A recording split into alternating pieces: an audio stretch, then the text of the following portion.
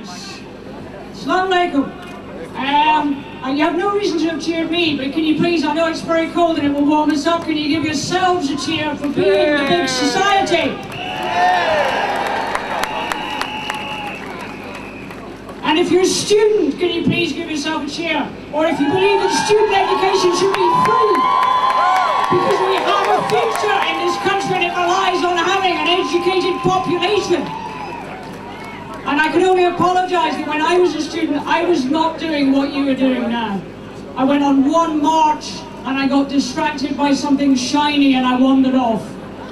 So I am partly why you are in debt for something which could only help this country.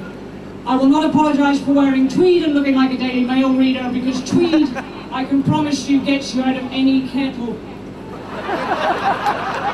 This is a kettle-proof coat. I know it's not that kind of day.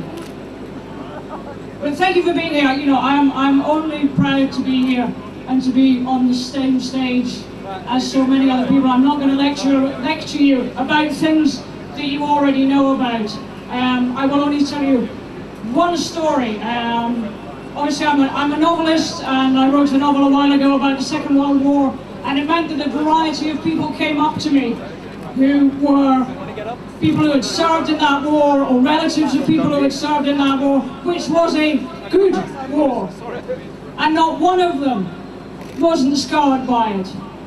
And they were the winners. And I went over and I read from that book in Austria and in Germany.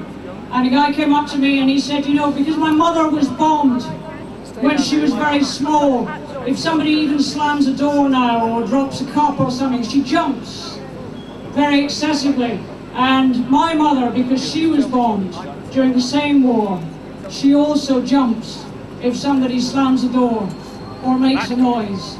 I don't want that ever to happen to anybody else's mother or father or brother. Anybody else to tell me a story.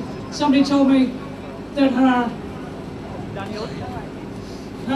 husband was in the Canadian Forces, and he knew definitely, because he'd seen it happen, he knew definitely that he had killed somebody, that he had shot somebody. He was a soldier and he was shooting somebody on the other side, but he knew that he had killed somebody. And as he came to the end of his life and he knew that he was dying, his wife told me that he was obsessed with the idea that one day he would hear a knock on the door and the soldier that he had killed would be there.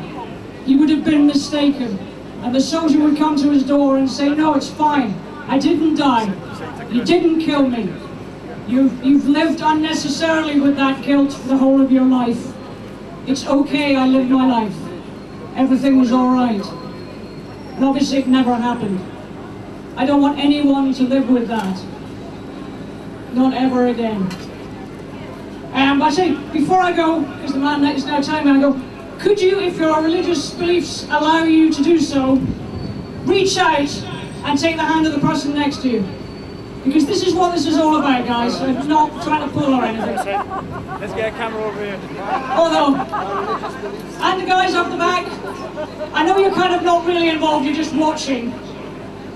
Be involved, it'll feel nice. Remember, ladies and gentlemen, I know that you know this. I know that you know that you are many and they are few. I know that you don't believe the lies or you wouldn't be here. You'd be home shopping or you'd be buying stuff online, you'd be playing poker.